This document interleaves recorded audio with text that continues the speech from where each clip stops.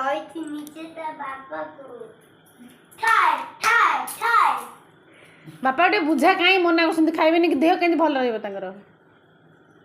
କାନ୍ଦୁଛ କାହିଁକି ବୁଝେଇ ଟିକେ କହ ଯେ ଖାଇବେନି ମନା କରୁଛନ୍ତି ମୁଁ କ'ଣ କରିବି କାନ୍ଦୁଛ କାହିଁକି ରେ କାଇଁ କାନ୍ଦୁଛ କାହିଁକି କାନ୍ଦୁଛ କାହିଁକି ମୁଁ ତ ଖାଇବି ନା ଘରେ ରହିବିନି ମୁଁ କହୁଛି ବା କାନ୍ଦୁଛ କାହିଁକି ମତେ ବୋଉ ଗାଳି କରିଛି ମୁଁ ଖାଇବିନି ନ ଖାଇଲେ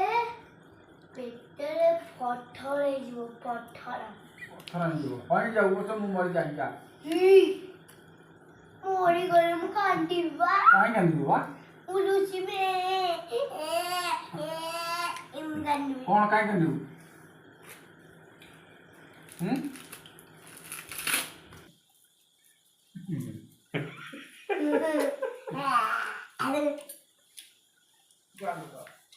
କ'ଣ ସେଟା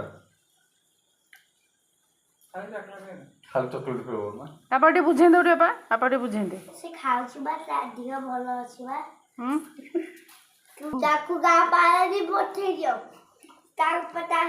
ଆଜି ବୋଉକୁ ପାରାଦି ପଠେଇବି ବୋଉ କ'ଣ କହିଲା ବାପାକୁ କାଇଁ କହିଲା ଗାଳି ଗଲା କାହିଁକି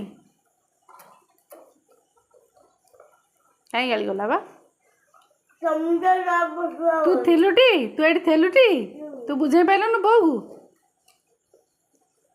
ବୋଉକୁ ବୁଝେଇ ପାଇଲୁନୁ ସେ ଠାକୁର ପକଉଛି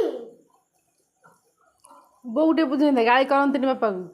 ବାପାକୁ କାଇଁ କହୁଛୁ ନାହିଁ